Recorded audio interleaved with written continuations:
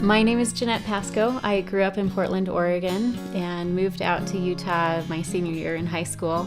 I went to Weber State University and met my husband there. We started our family, settled in the Ogden area. We loved it. My name is David Pasco. I grew up kind of all over. I lived in Houston and Utah and Ohio, and I currently live in West Point, Utah.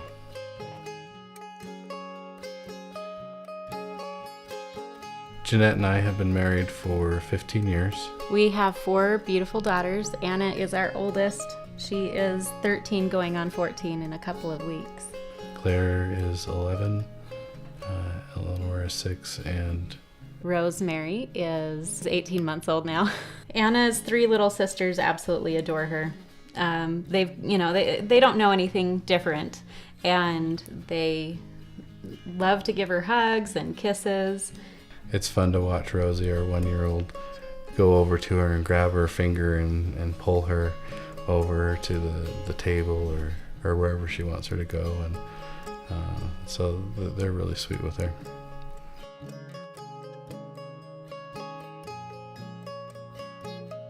Anna was born as a perfectly healthy little darling girl, and we watched her grow and develop completely normally. She hit every milestone. She actually hit some of them a little bit early, and when she was about 15 months old, she started rapidly digressing, and the biggest red flag for us was her loss of speech. She just started forgetting words. So we just kind of held on to hope and thought that it'll pass. She'll start talking when she's ready. We feel that she has a lot to say, but hasn't been given the opportunity to let it out. She seems to have a lot of opinions on things, but can't really say what those things are.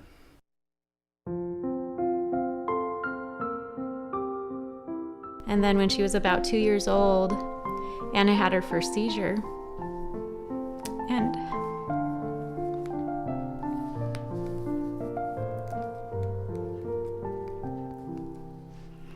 it was like everything was just hit a brick wall and was sucked away. So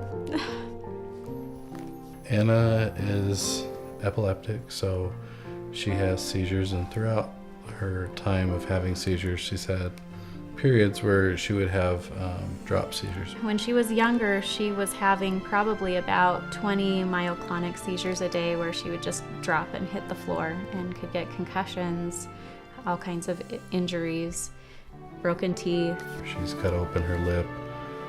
She had a spiral fracture on her elbow. She also has some what's called dystonia, where her muscles freeze up and she can't move them, and that causes her to fall a lot as well. She normally wears a helmet when she's walking around on her own, but she's had broken toes and broken legs and broken arms.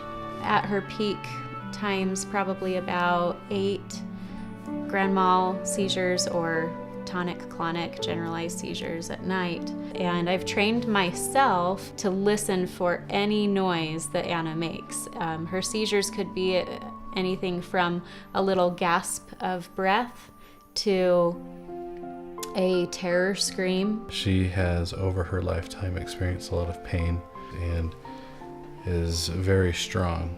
She has ability to overcome pain that a lot of people don't understand.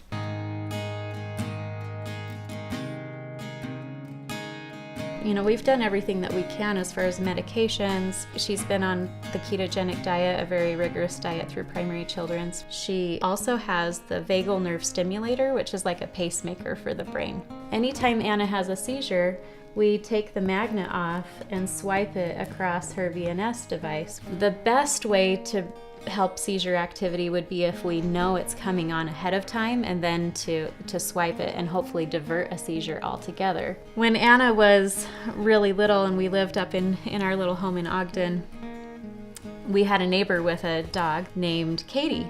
And Katie and Anna had this special bond. Katie really watched out for Anna, and Anna loved Katie. Anna had a lot of seizures in that home. a lot. And during the day, Katie would howl at sirens passing by, but there were a few times I noticed there were no sirens. She would howl, and then Anna would drop and have a seizure. And I started really taking note of this, so I started researching seizure alert dogs. There are a lot of seizure response dogs that can help assist with seizures, which would also be amazing for Anna. I became interested if it was a possibility that dogs could actually alert prior to a seizure. So if we were able to do that, then we could take Anna's VNS device and swipe it prior to a seizure and hopefully divert the seizure altogether.